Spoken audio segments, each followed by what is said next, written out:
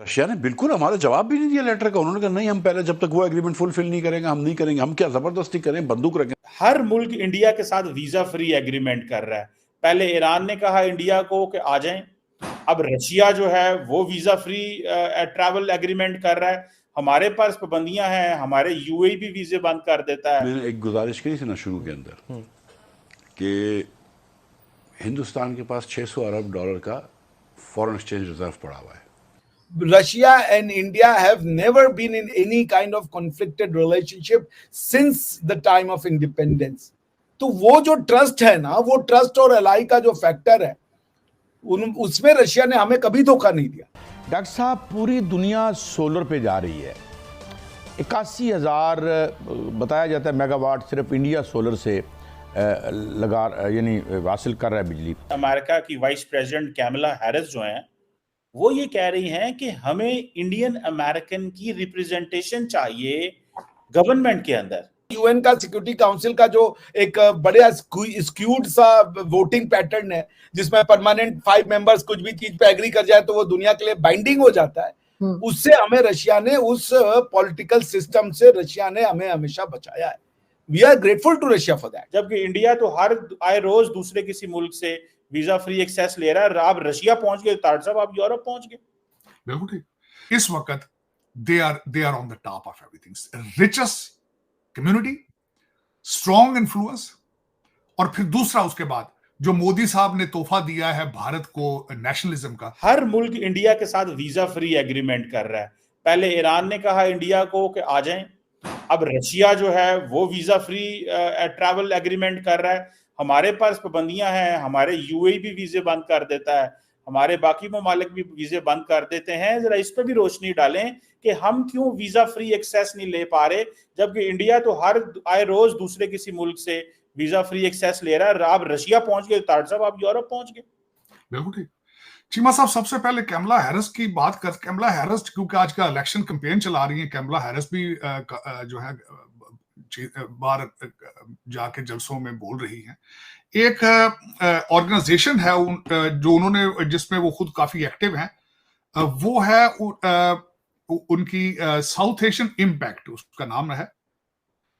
उसमें उन्होंने स्पीच दी अगले दिन जाके। लेकिन मैं ये जरूर यहां बताना चाहूंगा कि वो अपनी वैसे अपनी इंडियन हेरिटेज को इतना ज्यादा प्रमोट नहीं करती। पता नहीं क्या वजह है, हालांकि उन्हें चाहिए प्रमोट करें, लेकिन अब क्योंकि उन्हें जरूरत पड़ रही है चीजों की, इस वक्त जो बाइडन जो है उनकी रेटिंग भी नीचे जा रही है, कैमला हैरिस की रेटिंग भी नीचे जा रही है, तो उस पे अब वो निकल के, तो अब वो जो भी सपोर्ट उनको मिले तो वो उसके लिए वो आ रही हैं। उन्होंने कहा है कि इंडियंस को ज्यादा इलेक्शन लड़ना चाहिए। 535 मेंबर हैं कांग्रेस में, उनमें सिर्फ 5 हैं। और जिस तरह आपने खुद फरमाया है कि 55% जो उनकी पॉपुलेशन है बढ़ चुकी है और चाइनीज को क्रॉस कर चुके हैं। चाइनीज से ज्यादा है इस वक्त इंडियन यहाँ पे। इस जिस इवेंट में उन्होंने कहा है इंडियन अमेरिकन इम्पैक्ट, जिसका नाम था, ऑर्गेनाइजेशन ने किया, उसका नाम था देसी डिसाइड।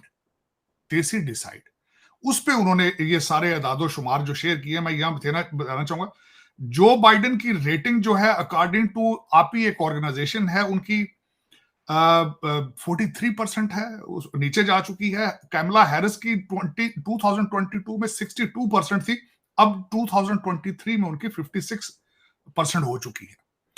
लेकिन इस इवेंट में जो सबसे ज्यादा सिग्निफिकेंट जो बात मैं करना चाहूंगा, जो एक बड़ी रिमार्केबल है, एक यहां पे ऑर्गेनाइजेशन है जिसको कहा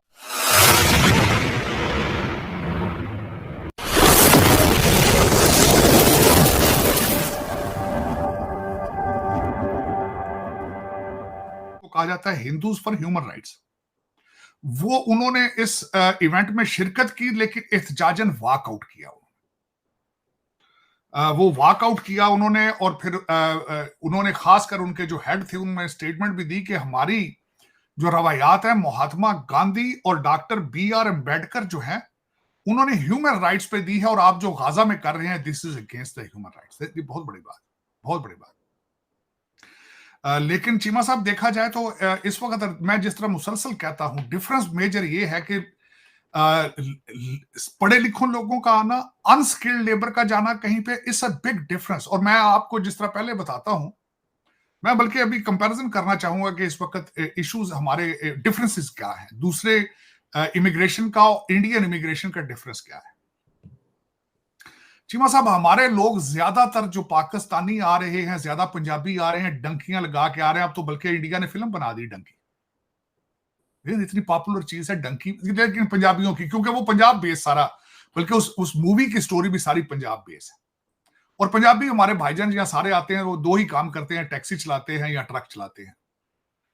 उससे प्रमोट होते हैं तो एक काम करते हैं, लिकर स्टोर ले लेते हैं या गैस स्टेशन ले लेते हैं। ये दो का, इससे आगे ग्रो ही नहीं कर पा रही कम्युनिटी आगे से, क्योंकि फुकदान है तालीम का।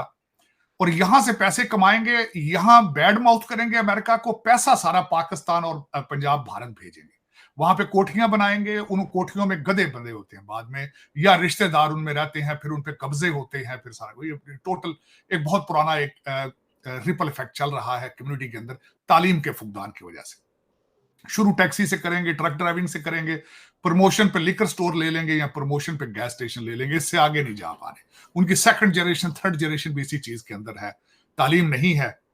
बच्चे जो है वो यो यो करते फिर रहे हैं, उनका कोई डजन, उसमें कोई क्लास नहीं आ रही है। लेकिन दूसरी साइड के हमारे कराची के हजरात पढ़े लिखे जो कि इंडिया से माइग्रेट करके आए हैं, तालीम लेकर आएंगे, भारत की दूसरी स्टेटों से लोग आएंगे, डिग्रियां साथ लेकर आएंगे। मैं उनको अब इमिग्रेंट भी नहीं कहता, टेक्नोक्रेट कहता हूं। और इस वक्त जो इस वक्त जोर है वॉशिंगटन डीसी में, उन्हीं टेक्नोक्रेट्स का है, उन्हीं तालीम याफ्ता लोगों का है, चाहे वो इंडियन इंस्टीट्यूट ऑफ टेक्नोलॉजी से पढ़े हों या फिर यहाँ एज ए स्टूडेंट आए हों और उन्होंने कंप्यूटर साइंस में पढ़ा हो, उन्होंने दूसरे साइंस सब्जेक्ट में पढ़ा हो, स्टेम सब्जेक्ट में पढ़ा हो। इस वक्त they are on the top of everything. Richest community, strong influence, और फिर दूसरा उसके बाद जो मोदी साहब ने तोहफा दिया है भारत को नेशनलिज्म का, तो वो भी दे आर नेशनलिस्ट इंडियन, चाहे अमेरिकन भी होंगे लेकिन they have a soft corner with Bharat.